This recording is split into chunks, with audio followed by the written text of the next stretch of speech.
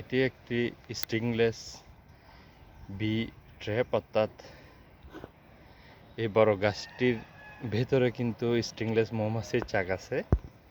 আমি গাছটি না কেটে কীভাবে মৌমাছিটি ধরা যায় সেই জন্য কিন্তু এই বক্সটি বসিয়েছি। পৃথিবীর অন্যান্য দেশে করেছে, বাংলাদেশে কিন্তু পরীক্ষামূলকভাবে আমি করে দেখতেছি। অর্থাৎ এখন বক্স দিয়ে মৌমাছি ঢুকতেছে। যেই বাঁশের বক্সটি বসিয়েছি দেখুন, এটির মধ্য দিয়ে কিন্তু মৌমাছি ঢুকতেছে। ঢুকার পর লক্ষ্য করুন, এই একটি সাদা পাইপ আমি দিয়েছি। এই সাদা পাইপটি দিয়ে কিন্তু ওরা চলাচল করে। এই যে গর্তটা এই গাছের ভেতরে, এখানে আমি ভালো মতো ট্যাপ দিয়ে দিয়েছি। এটা একটু লক্ষণীয় বিষয়।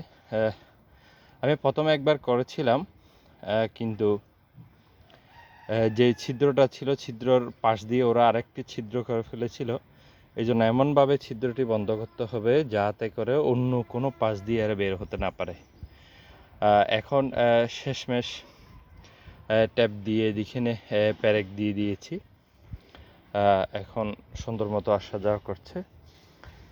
অর্থাৎ স্টাডি থেকে বলতে পারতেছি, এইখানে সাধারণত এইটা এদের কলোনিটা কনভার্ট করতে 2 সপ্তাহ থেকে 2 মাস পর্যন্ত লাগতে পারে। এই ধরনের একটা স্টাডি দেখেছি। এখানেও কিন্তু এইভাবে চেষ্টা করতেছি।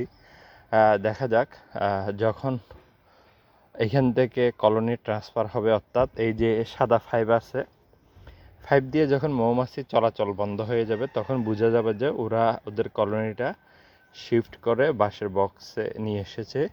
তখন আমি এখান থেকে স্থানান্তর করতে পারবো। ধন্যবাদ সবাইকে।